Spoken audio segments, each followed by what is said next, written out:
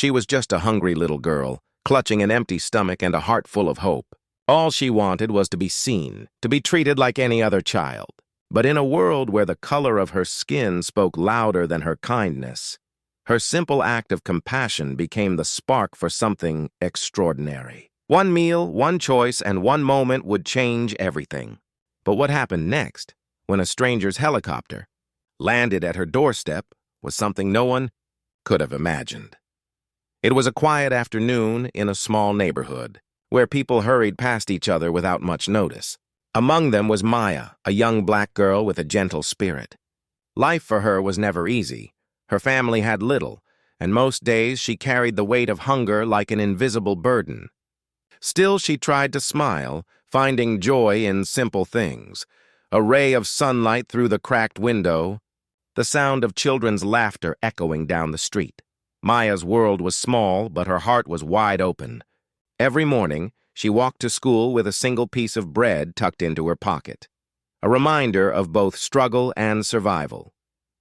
Teachers praised her kindness, but classmates often whispered, treating her as if she didn't belong.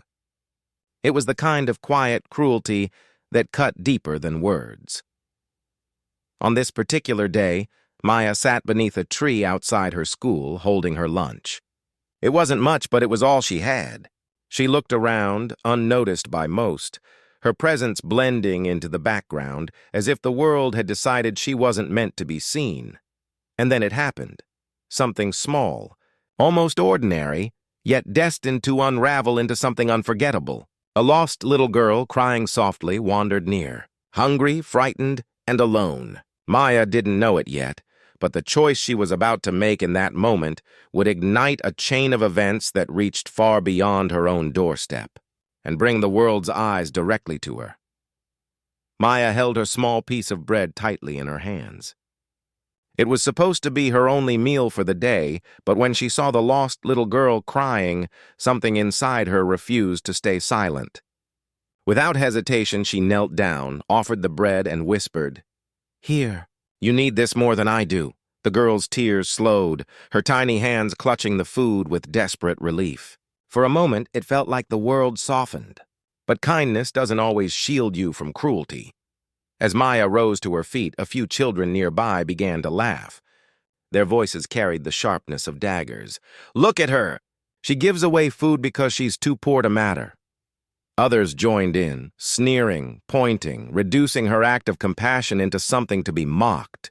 Maya stood frozen, her chest tightening as humiliation burned through her. It didn't end there. When teachers heard what happened, instead of praising her sacrifice, they dismissed her entirely. One of them, with a cold glance, muttered, "Maybe you should worry about feeding yourself first, instead of pretending to be a hero." The words stung deeper than hunger ever could. She wasn't just ignored, she was diminished. That night, the whispers spread beyond the schoolyard. Parents spoke in hushed tones about the poor black girl who can't even eat properly. Neighbors avoided her family, crossing the street rather than offering help. To them, Maya's skin color and poverty weren't separate struggles, they were reasons to look away. But what truly broke her spirit was not the laughter or the gossip. It was the silence of those who could have stood by her and didn't. The lost girl's parents, instead of gratitude, offered only suspicion, questioning why Maya had even been near their daughter in the first place.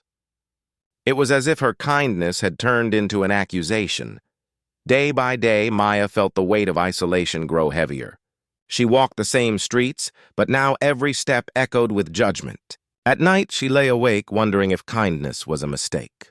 Yet deep inside, a quiet strength refused to vanish. She didn't know how, but she believed her story wasn't meant to end in shame. And she was right.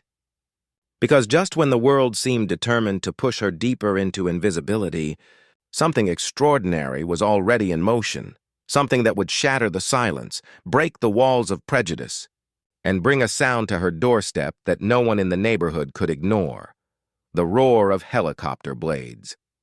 The whispers had grown into walls around Maya, walls she could not climb, no matter how pure her heart remained. But nothing prepared her for the moment when those walls closed in completely. It was late evening when the sound shattered the silence. At first, it was a low hum, rising into a roar that shook the windows. Neighbors poured out into the street, eyes wide, pointing to the sky. A helicopter, gleaming against the fading light, circled before lowering toward Maya's small yard. The ground trembled as dust and debris swirled in the air. Maya stood frozen at the doorframe, her stomach twisting, not from hunger this time, but from fear. For a girl who had only ever been mocked, ignored, and treated as less than human, the sight felt unreal. Was this another spectacle? Another reason for people to laugh at her? The crowd gathered fast, whispers spreading like fire. Why here? Why her? The same neighbors who had turned away now watched with suspicion, their faces tight with disbelief. The laughter that once humiliated her had turned into murmurs of resentment. The helicopter door swung open, and out stepped a man in a crisp suit, wealth radiating from every detail. Gasps echoed through the street. Maya's chest tightened, tears stinging her eyes. She wanted to run, to hide, to vanish before the stares cut her deeper. Yet, her feet refused to move. For the first time in her life, every eye was on her, but not with kindness. Not with celebration, only with a heavy mix of envy, judgment, and questions she had no answers to. Her heart pounded as the man approached, his voice lost beneath the thunder of blades. Maya realized this was the moment. The world that had tried so hard to erase her could no longer ignore her. And yet, as the crowd pressed closer, one question burned louder than the roar above. Was this the beginning of her freedom?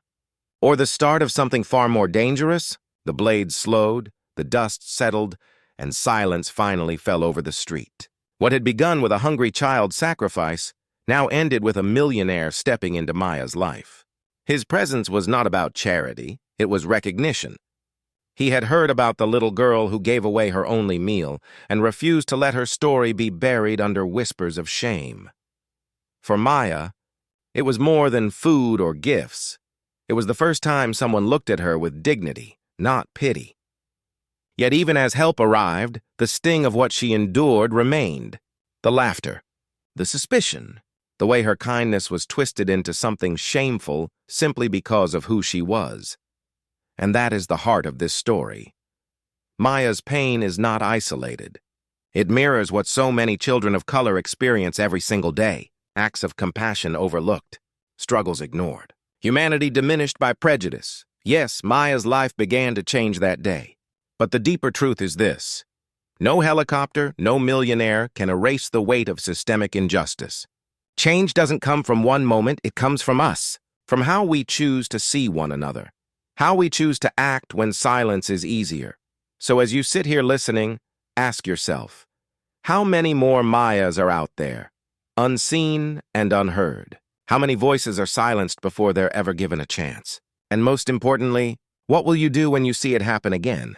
Because stories like this don't end when the credits roll. They end when we decide they should never be repeated.